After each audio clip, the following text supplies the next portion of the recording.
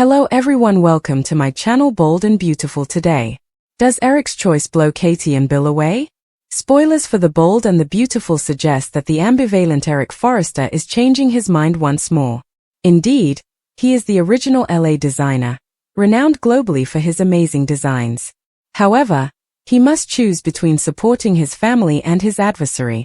As we saw in the episode from February 20th, the stress he's under attempting to please his loved ones is deteriorating his already fragile health. After the paramedics were called to treat an obviously distressed Eric, he now has to make a difficult decision. We're here to dissect this convoluted plot, so keep reading. Who takes first place in the fashion wars? Rich Forrester, Eric's son, put him on the roller coaster. Eric waltzed across town to Katie Logan's new fashion house after Rich kicked his father out of the business he founded. The idea was to show Rich what he's missing by hitting it out of the park. Spoilers for The Bold and the Beautiful. Eric refuses to back down while Rich's actions fuel drama. See the story. Rich treated Eric disrespectfully, therefore he intended to discipline him.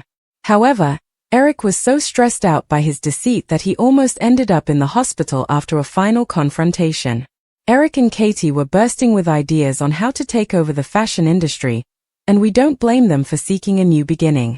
Does Eric have to slow down? After Eric calmed down and the group dialed 911, the team came to the conclusion that the Titan could not handle the circumstance of having to oppose FC. Ultimately, Eric clarified that what he truly wants is the freedom to work for his firm and make his own judgments without snobby Ridge giving him hourly geritol doses. Spoilers for B&B indicate reversals. Ridge was moved by Eric's drawings prior to the altercation and truly remorseful that he had offended his father. Is he man enough, though, to give in and figure out how to collaborate with Eric without behaving like a ringmaster? According to teasers for Sizzling The Bold and the Beautiful, Eric will eventually return to Forrester Creations. Bill Spencer and Katie will undoubtedly have to rush to pick up the pieces when that occurs. Eric's choice completely blows Katie and Bill away.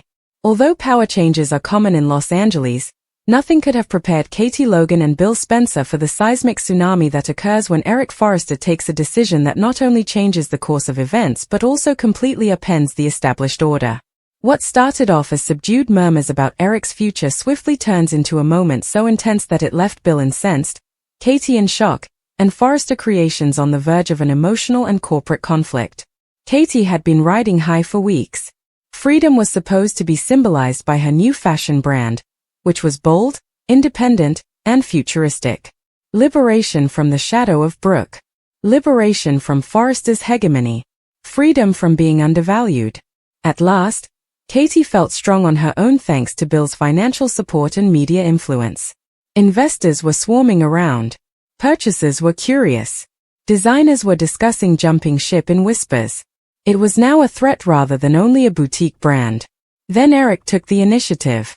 The Patriarch of Forrester had been silently observing, allowing Ridge and the others to make assumptions about his well-being, retirement, and future plans.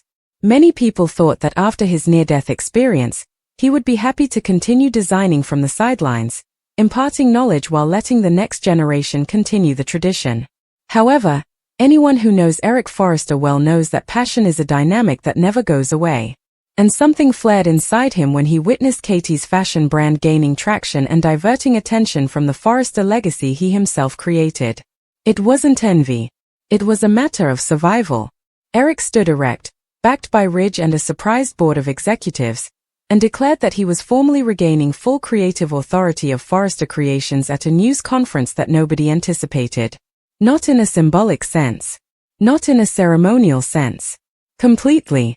He unveiled a brand new couture collection that he had personally created. It was made in stealth, using materials that were procured discreetly and sketches that were kept as secret as state secrets. It was a clear message. Forrester Creations was not going away. It was given new life. Incredulous, Katie watched the show. Since Eric didn't end there, he declared a calculated move to enter the same market that Katie's label was aiming for.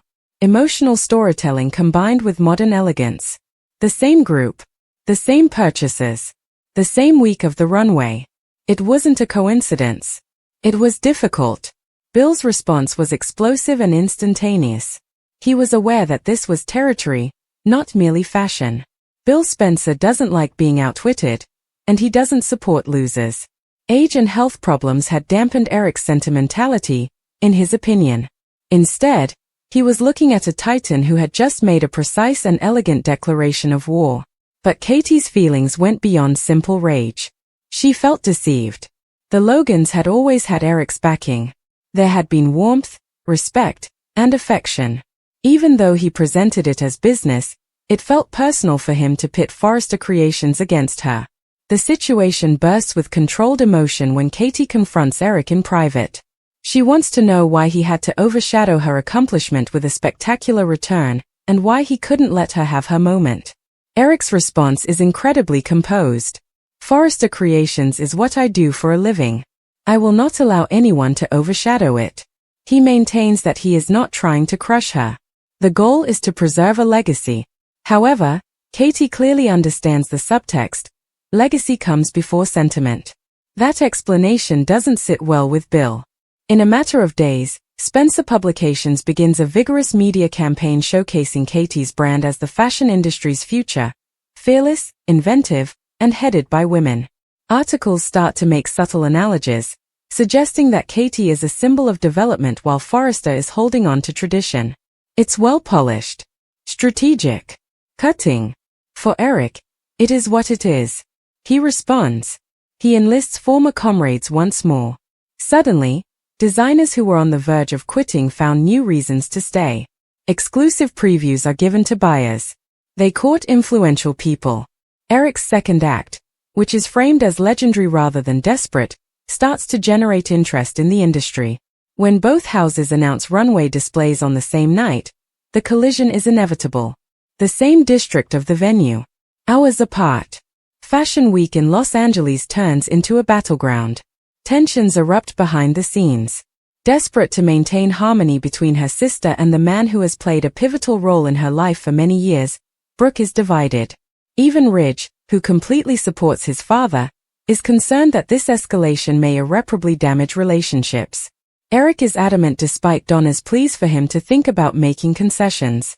Katie, meanwhile, senses the pressure growing. Investors wonder if she can survive direct competition from a prestigious brand that has been around for decades. Bill loudly tells her that the media and Spencer money can overcome any challenge. But money isn't the only factor here. It has to do with identity. The anxiety is oppressive on the night of the performances. The journalists, buyers, and celebrities split up among the venues. Cameras flash. Rumbles of whispers. Each seat that is occupied turns into a symbolic triumph. Eric's exhibition is a masterwork, combining bold new twists with classic shapes. Everyone in the audience stands up. Katie's performance is intense, fearless, and unabashedly unique. Praise erupts on social media. It's a draw. However, a draw might still feel like a defeat in the economic world. Bill suggests escalation backstage. Offers for acquisition. Strategies of pressure. Deliberate poaching. He wants to give Forrester a hard blow. Katie pauses. Because she feels uneasy about something beneath the competition. Eric didn't assault her maliciously. He didn't want to fade. So he battled. There is no yelling as Eric and Katie run into each other after the performances. No show. Simply mutual comprehension. He acknowledges that he was unable to watch Forrester become irrelevant. She acknowledges that she couldn't continue to live in someone else's shadow. Rivalry is temporarily replaced with respect. Bill isn't done, though. He starts to squeeze Forrester's distribution by using Spencer's clout to obtain exclusive retail contracts. In retaliation, Eric reveals an unexpected international alliance that totally takes Bill by surprise. The conflict shifts from an emotional to a strategic one. One lingering question lies at the heart of it all. Did Eric want to show that he still controls the tide? Or did he want to blow Katie and Bill out of the water? There are fishes everywhere as the weeks go by. Brooke is under pressure. Rich begins to guard his father's heritage. Katie finds herself in awkward situations as a result of Bill's fixation with winning. Investors become anxious. Alliances change. Eric is now taller than before. Regardless of the outcome, he has accomplished one indisputable fact. He is not finished. His choice did more than sabotage Katie's ascent. The fact that legends don't go away lightly served as a reminder to everyone, even Bill Spencer. They return with a mission. Furthermore, Eric Forrester's decision to take back his kingdom causes more than simply ripples. They go down.